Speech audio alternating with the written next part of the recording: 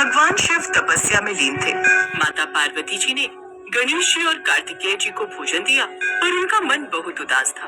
तभी नारद मुनि वहां आ जाते हैं। नारायण नारायण, प्रणाम माते। प्रणाम देवर्षि, आइए भोजन ग्रहण कीजिए।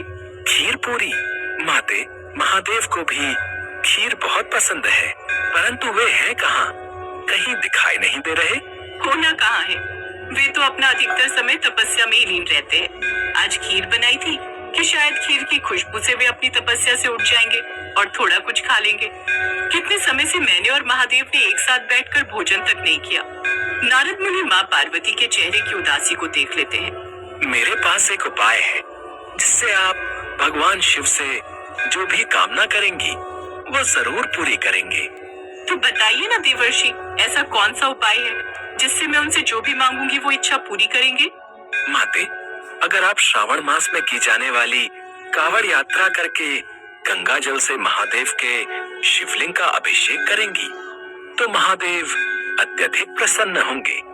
कहते हैं जो भी भक्त सच्चे मन से कांवड़ यात्रा पूरी करता है, भगवान भोलेनाथ उस भक्त की इच्छा बहुत जल्दी पूरी करते हैं।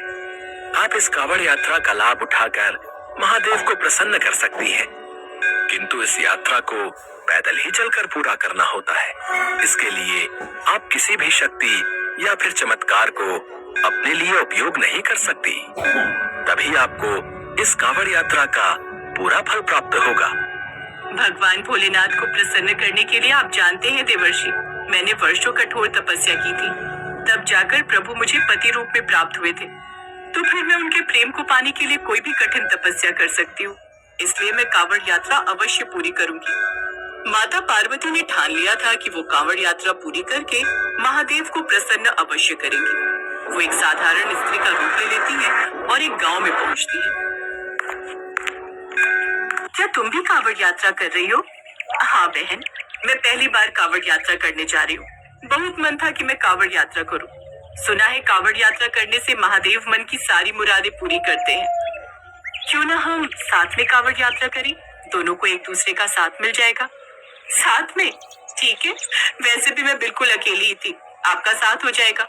आप मेरे घर चलो, हम फिर साथ में ही कांवड़ यात्रा के लिए निकलेंगे। राधा के कहने पर माता पार्वती उसके साथ उसके घर चली जाती है, पर जैसे ही राधा घर में प्रवेश करती है उसकी सास उसे ताने देने लगती है। कोई फायदा नहीं ये कांवड़ यात्रा करने का।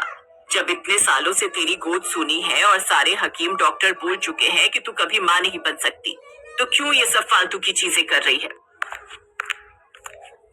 माँ ठीक कह रही है राधा, और अकेली जाओगी?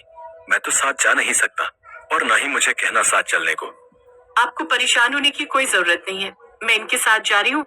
ये भी कांवड़ यात्रा के लिए ही निकली है। रहने दे रोशन, इसके जो जी में आई करने दे। अगर अगले साल तक इसके बच्चा नहीं हुआ तो मैं साफ साफ इसे बोल रही हूँ, मैं तेरी दूसरी शादी कर दूंगी। जा अब तुझे जिस भी यात्रा पर जाना है। राधा की आंखों में आंसू आ जाते हैं। इसके बाद राधा और माँ पार्वती अपनी अपनी कांवड़ लेकर यात्रा पर निकल पड़ती है। राधा को क्या मालूम था कि वो कितनी सौभाग्यशाली है। उसने